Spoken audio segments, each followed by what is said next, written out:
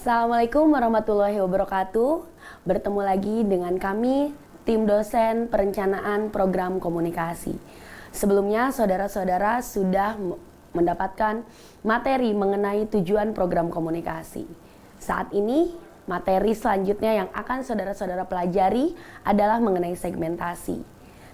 Dalam perencanaan program komunikasi, segmentasi adalah hal yang penting yang harus dipahami oleh saudara-saudara, sehingga kita bisa membuat sebuah perencanaan yang tepat sesuai dengan segmentasi yang akan kita tuju.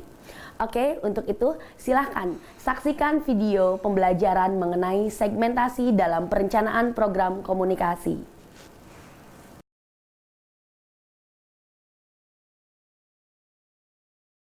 Kembali lagi dengan rangkaian video perencanaan program komunikasi di LIP Unpad.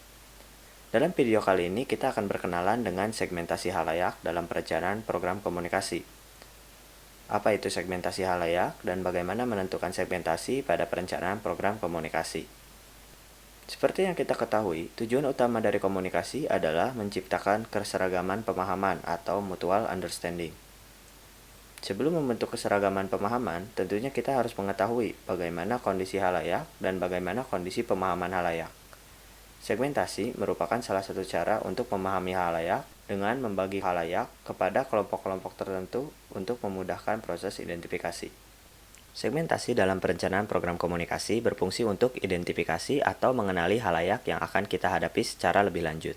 Salah satu hal yang sering dilakukan dalam rangka mencari tahu halayak adalah audience profiling atau analisis halayak. Kita melakukan analisis halayak untuk memastikan berbagai hal yang disusun dapat disesuaikan dengan halayak yang kita sasar. Proses analisis halayak ini membantu banyak proses, dari mulai penyusunan pesan, penyusunan channel, dan juga hal-hal lainnya yang berkaitan dengan halayak. Segala hal ini harus dipastikan dengan baik untuk menciptakan proses komunikasi yang efektif dan efisien. Proses komunikasi yang efektif dan efisien diharapkan dapat menciptakan perubahan yang lebih baik dalam level pengetahuan, sikap, maupun tindakan. Mengenali halayak adalah tahap yang sangat penting sebelum melangkah ke perencanaan pesan ataupun tahap-tahap selanjutnya. Segmentasi juga penting untuk menentukan pendekatan apa sebetulnya yang akan dilakukan dan metode-metode yang diperlukan untuk mendekati halayak tertentu. Segmentasi dimulai dengan pengumpulan data dan analisis situasi berkaitan dengan halayak yang akan kita hadapi. Memahami halayak dimulai dengan pemetaan. Pemetaan adalah salah satu metode dalam perencanaan program komunikasi yang sangat penting. Pemetaan ini akan membantu kita untuk mengelompokkan halayak ke dalam klaster-klaster tertentu.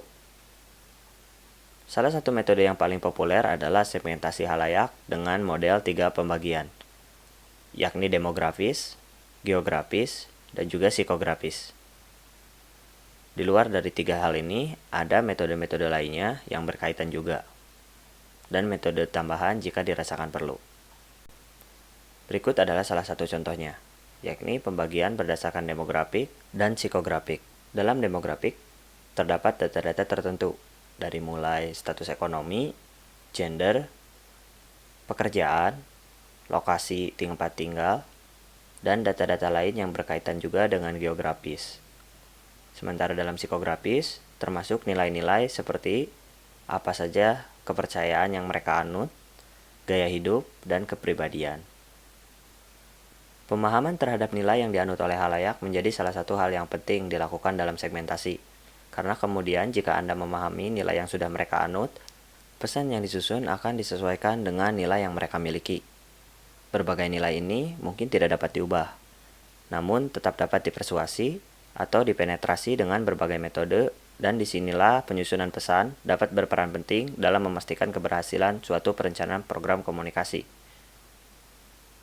Halayak yang kita kenali, pesannya akan disesuaikan dengan berbagai hal yang berkaitan dengan nilai mereka. Sebagai contoh, pesan-pesan untuk mencintai lingkungan dan juga menjaga kebersihan dapat beresonansi dengan masyarakat yang menganut nilai-nilai untuk hidup sehat dan peduli lingkungan.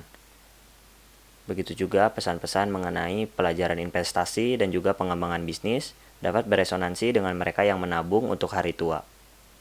Memahami segmentasi dan juga nilai-nilai ini dapat menentukan targeting kita.